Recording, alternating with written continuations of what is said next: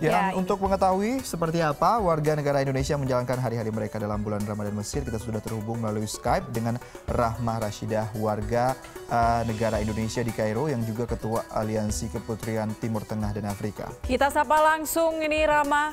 Halo Rahmah, selamat pagi waktu Indonesia. Mbak, selamat malam waktu Kairo. Halo, Assalamualaikum Rahmah. Kalau berbicara soal Ramadan di Mesir nih, walaupun memang banyak juga sebenarnya masyarakat Muslim dari berbagai negara di sana. Tapi sebenarnya suasana Ramadan di Mesir ini seperti apa sih? Kalau tadi sebelumnya ada paket yang menjelaskan bahwa katanya pengeras suara ini dilarang begitu di sana. Apa kemudian beribadah di Mesir ini cukup dibatasi begitu oleh warga lokal di sana? Alhamdulillah tidak sih Mbak, berjalan normal dan seperti sebelum-sebelumnya. Jadi masjid-masjid seperti sebelum-sebelumnya juga masih ramai, baik itu diisi oleh warga Mesir sendiri ataupun teman-teman yang kebetulan tidak pulang ke negara masing-masing Mbak. Tapi memang masjid-masjid tidak menggunakan pengeras suara itu juga adalah sebuah fakta, termasuk masjid-masjid di dekat rumah saya juga ketika tarawih tidak menggunakan pengeras suara, Mbak. Jadi pengeras suaranya itu cukup di dalam masjid saja, gitu, Mbak.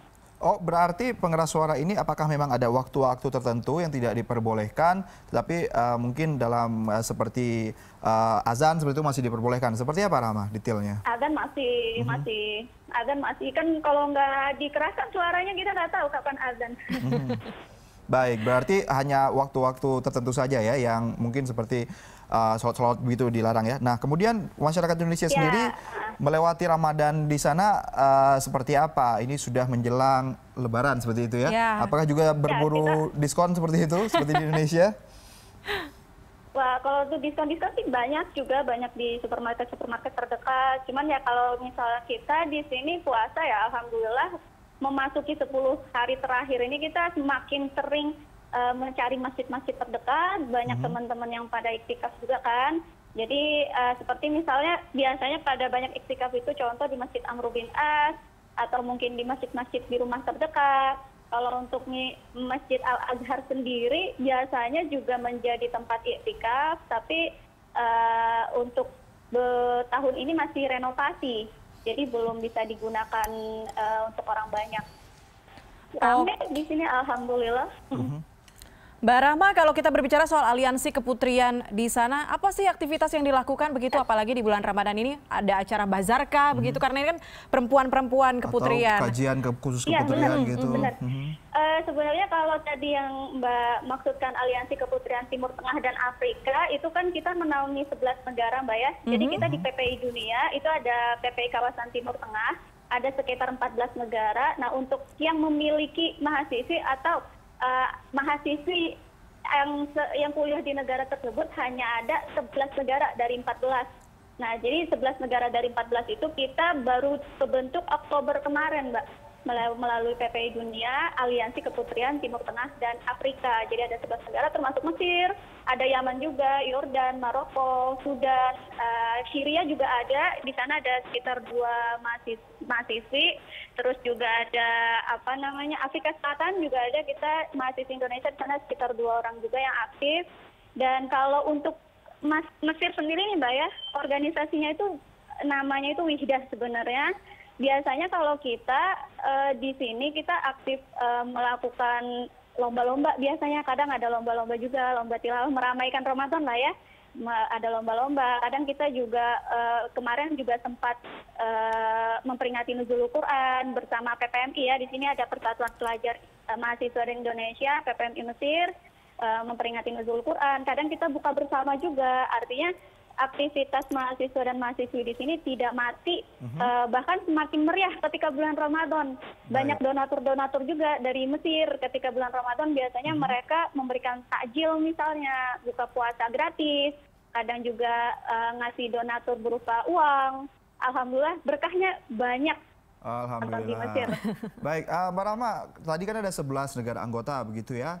Ini apakah kalau lagi buat buka puasa bersama begitu, menu makanan dari negara mana nih yang paling dicari? Apakah dari Indonesia juga menunya cukup diminati juga oleh masyarakat di sana? Seperti apa tuh siasat ini kalau permintaan meningkat gitu? Ya, kalau misalnya untuk aliansi ini sendiri, kita sebenarnya koordinasinya masih dengan PPI kawasan ya. Karena ini kita beda negara nih ya, kita beda negara. Ya, untuk mempersatukan kita itu memang sekarang itu sistemnya online. Kita kalau mau bikin agenda, kita agendakan online juga. Kalaupun ada silaturahmi, juga silaturahmi online juga. Sebenarnya pengen ya kita bikin suatu agenda, kita ketemu di negara mana atau bagaimana gitu kan. Cuman kalau untuk Ramadan, agenda kita kerjasama dengan Radio PPI Dunia, misalnya kita seminggu sekali itu akan ada on air juga di Radio PPI Dunia, di perwakilan per negara masing-masing ngisi dan lain sebagainya. Untuk buka puasa bersama itu jarak dan waktu sih yang memisahkan. Jadi belum pernah ada kegiatan aliansi 11 negara seperti itu. Oke, Tapi antara masyarakat Indonesia yang ada di sana sering Mbak ya melakukan buka kumpul puasa bareng bersama. begitu. Oh, sering. Sering. Jadi kita di sini khususnya Mesir ya, kita pun hubungan kekeluargaan per daerah itu sangat kuat. Jadi misalnya Jawa Barat akan mengadakan buka puasa bersama, nanti Jawa Timur juga akan mengadakan. Selepas dari itu setiap harinya KBRI itu selalu membuat agenda buka puasa bersama dengan mengundang daerah-daerah tertentu dengan jadwal yang sudah ditetapkan. Misalnya hari ini KBRI akan berbuka puasa bersama dan tarawih bersama dengan warga Jawa Timur.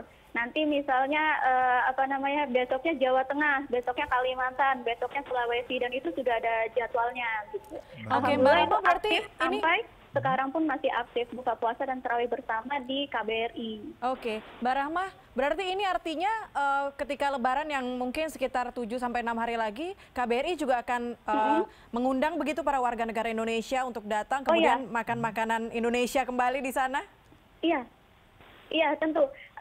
Belakangan ini para KBRI juga sudah merapatkan barisan lah istilahnya dengan para aktivis mahasiswa di sini untuk mempersiapkan halal bihalal di KBRI. Kalau tahun lalu juga sudah, alhamdulillah tahun lalu itu sangat-sangat sukses ya. Itu semua menu tuh alhamdulillah kita disediakan menu-menu Indonesia sangat cukup mengobati rindu Lebaran di Indonesia. Insya Allah tahun ini pun akan serupa. Jadi KBRI sekarang sudah mengatur teknis acaranya nanti dan tetap akan ada sholat bersama. Biasanya dibuka dengan sholat bersama dulu di KBRI. Setelah itu akan ada ramah tamah halal bihalal. Kalau tahun lalu ada door prize, belum tahu tahun ini apakah KBRI juga menyediakan door prize begitu atau enggak untuk memeriahkan Lebaran tahun ini. Kita masih menunggu beritanya. Baik, Mbak Rahma Rashidah, Ketua Aliansi Keputrian Timur Tengah dan Afrika. Terima kasih sudah berbincang. Nanti kalau door prize kita diajak juga buat ikutan, walaupun jarak jauh ya. Kirimkan salam kami juga untuk masyarakat Indonesia yang ada di Mesir.